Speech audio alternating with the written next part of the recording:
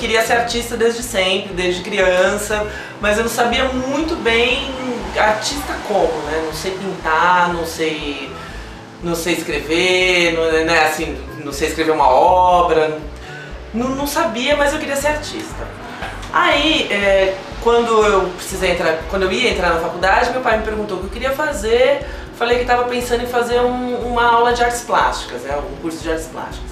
Aí meu pai pegou o jornal, abriu lá, né, que naquela época se procurava emprego em jornal ainda. Aí ele abriu o jornal e falou, procura aí na letra A, vê se tem emprego para artista. E aí foi, né, meio chocante, porque é óbvio, não tinha, mas eu não tinha nem noção que o artista cria o teu próprio emprego, né, que é uma coisa diferente, mas naquela época eu não tinha noção, eu devia ter, sei lá, 16, por volta dos 16, 15. E aí eu comecei a pensar em que carreira que eu podia, o que eu podia estudar que não fosse fugir tanto do que eu queria como arte, né? E eu sempre gostei muito de ler, gostei muito de gente, de pessoas, surgiu a psicologia. No meio do curso tinha uma matéria que a gente tinha que falar sobre a morte. E era um estágio que eu tinha que fazer no hospital. E esse estágio pra mim foi muito pesado, não rolou, não consegui ficar, era uma área terminal do hospital e me sugeriram a fazer um outro tipo de trabalho. Como eu já gostava de arte, eu resolvi pesquisar arte tumular, que era no cemitério da Consolação, né, perto da minha casa, que lá é um cemitério que é um museu a céu aberto, né. Então eu comecei a olhar um pouco as figuras do cemitério e pensar em relacionar isso com psicologia, postura corporal. Comecei a fazer toda uma análise baseada nisso, em posturas. Só que para eu levar isso para a classe, para mostrar isso para as pessoas, não tinha como eu levar todo mundo até o cemitério da Consolação, embora pudesse ser até legal e diferente, né, uma apresentação. Mas, né, uma faculdade, uma coisa acadêmica, não teria como eu fazer isso. E a opção foi fotografar. E aí eu consegui uma autorização com a prefeitura para eu poder ficar lá durante 6 meses desenvolvendo esse projeto no cemitério. Porque para você fotografar o cemitério você precisa de autorização. Então eu consegui uma cartinha da faculdade e tal, fui para lá e fiquei 6 meses vivendo ali todas as minhas tardes no cemitério da Consolação. Que foi legal, que eu comecei a entender de luz, hora do dia, que hora que era melhor para fotografar, como que a sombra influenciava na imagem da pessoa. E como a maioria das esculturas que tem lá são figuras humanas, eu comecei a entender muito de postura corporal mesmo, né, e como que a luz influencia no rosto, se bate daqui, que sombra que faz, que pose que fica melhor. Eu comecei a analisar tudo isso junto também enquanto eu estava fazendo o trabalho de psicologia para a faculdade. Esse trabalho foi muito legal, foi meu primeiro trabalho fotográfico. E aí eu montei uma exposição para a sala de aula, né, com essas fotos, expliquei o que cada uma significava e foi aí que começou a minha história com fotografia. Aí rolou paixão, eu descobri que era fotografia mesmo que eu curtia fazer. E ao invés de pegar um estágio de psicologia, eu entrei no estúdio de fotografia de moda como assistente de um fotógrafo e aí a coisa começou.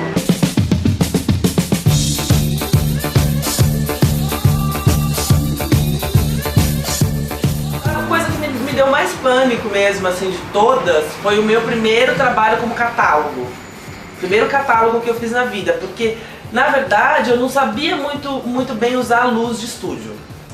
Eu aluguei uma luz de cinema, porque eu achava que era mais fácil, uma luz chamada Kinoflu, que aqui no... tipo, você liga, é uma luz direta, né? Você liga e pronto, não vai ter um flash. Então, para fotometrar, tudo era mais fácil, ela imitava a luz natural, na verdade. É uma luz que imita a luz natural. E aí peguei essa luz pra fazer a foto, só que assim, deu tudo errado, né? Primeiro, quando chegou lá, eu não sabia ligar muito a luz. Sorte que eu tava com um namorado na época que entendia um pouco mais e ele me ajudou. Fez todas as ligações ali pra mim, me deu um help, mas ele já falou, olha, você se vira com o seu trampo, eu vou embora, né? Não me aluga muito tempo. O cara me deixou lá, ligou as luzes e partiu. Fiquei ali. E aí fui fotografando e tal, quando passou, o dia foi lindo. Quando eu fui buscar as fotos no laboratório, elas estavam assim tremendamente escuras, todas escuras. E não tinha muito o que fazer, perguntei pro cara do laboratório, e agora, né? O cara falou, olha, se eu começar a puxar essa foto aqui, vai começar a vir grão, vai dar tudo errado, porque você fez muito errado mesmo. Eu não sei o que eu fiz, fotometrei errado, sei lá. Deu errado. E foi muito ruim ter que levar isso pro cliente. E ter que dizer que, tipo, era aquilo que a gente tinha.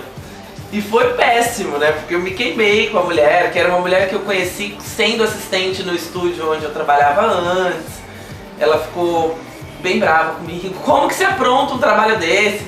E aí foram horas de Photoshop, depois... Tô dizendo isso numa época que o Photoshop não era nem tão avançado como hoje. Mas foi meio que esse o meu maior perrengue. Eles deram um jeito, o catálogo ficou bem estranho.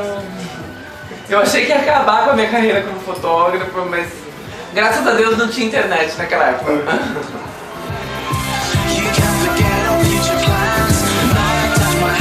Sem trampo, sem muita coisa pra fazer, e aí ficar em casa assistindo televisão não rola. E aí eu inventei de começar a fazer retrato de pessoas na rua.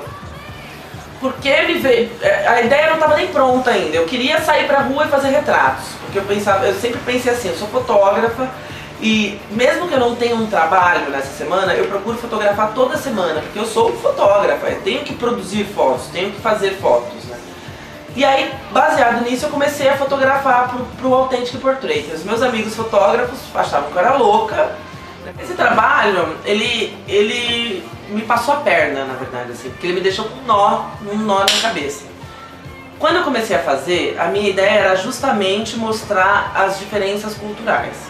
Como que é uma pessoa, desde fisicamente, né, até os traços físicos mesmo, boca, nariz, como que são as pessoas daquele determinado lugar, até como elas se vestem. Acontece que nessa andança eu quebrei minha cara, porque eu percebi que o mundo está globalizado realmente. As pessoas são iguais em todos os lugares.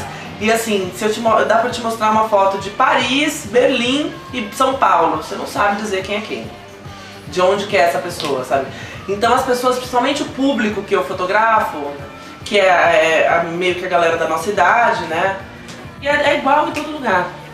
Não tem muita diferença. Então nesse ponto eu digo que eu me quebrei a cara com esse projeto.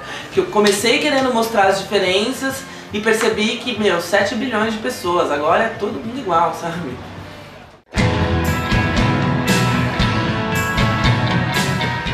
Sou Bia Ferrer, fotógrafa e faço arte na lente.